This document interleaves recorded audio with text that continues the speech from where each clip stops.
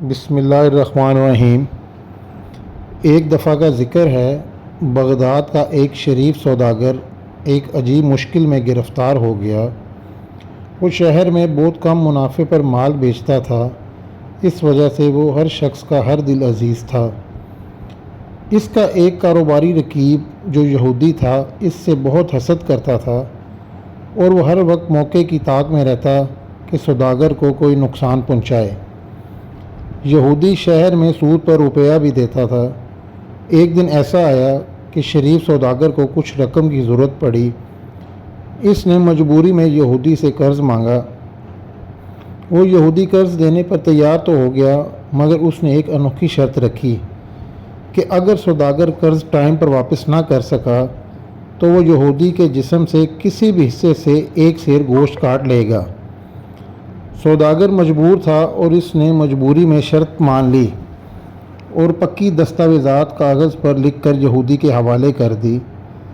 اتفاقاً ایسا ہوا کہ سوداگر قرض وقت مقررہ پر ادا نہ کر سکا تو یہودی نے فوراً عدالت میں مقدمہ دائر کر دیا، کیونکہ اس کے پاس سوداگر کے ہاتھ کی لکھی ہوئی دستاویزات موجود تھیں۔ جب مقدمہ قاضی کے سامنے آیا تو اس نے دستاویزات کو دیکھ کر فیصلہ یہودی کے حق میں ہی دینا تھا۔ وہ جانتا تھا کہ یہودی سوداگر کا سخت دشمن ہے، اس لیے وہ فیصلے کو مسلسل ٹالتا رہا، کیونکہ قاضی جانتا تھا کہ یہودی سوداگر کا کوئی ایسا حصہ کاٹنا چاہتا ہے جو اس کے موت کی وجہ بن جائے۔ یہودی ہر روز قاضی سے حکم جاری کرنے کا کہتا اور جلد فیصلہ دینے کا تقاضا کرتا رہتا۔ قاضی کے پاس بھی سوداگر کے بچاؤ کی کوئی تدبیر نہیں تھی۔ لوگ بھی سوداگر کے حال پر افسوس کرتے تھے۔ انہی لوگوں میں سے کسی نے حضرت بہلول سے بھی یہ قصہ کہہ دیا۔ حضرت بہلول نے فوراً اپنی گٹھڑی اٹھائی اور اپنے کندھے پر رکھی اور قاضی کی عدالت میں جا پہنچے اور قاضی سے بولے، قاضی جی، کیا آپ اجازت دیتے ہیں کہ میں انسانیت کے ناطے اس سوداگر کی وکالت کروں؟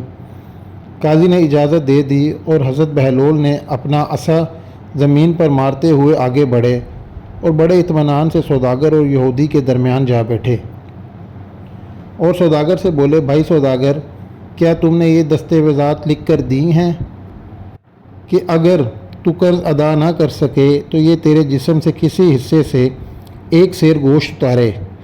تو سوداگر نے ٹھنڈی سانس لے کر بولا، مجھے اس سے انکار نہیں۔ پھر بہلول دانا یہودی کی طرف متوجہ ہوئے، کیوں بھائی، کیا یہی دستاویزات لکھی گئی تھی کہ تم اس کے جسم سے ایک سیر گوشت جہاں سے چاہو کاٹ لو گے؟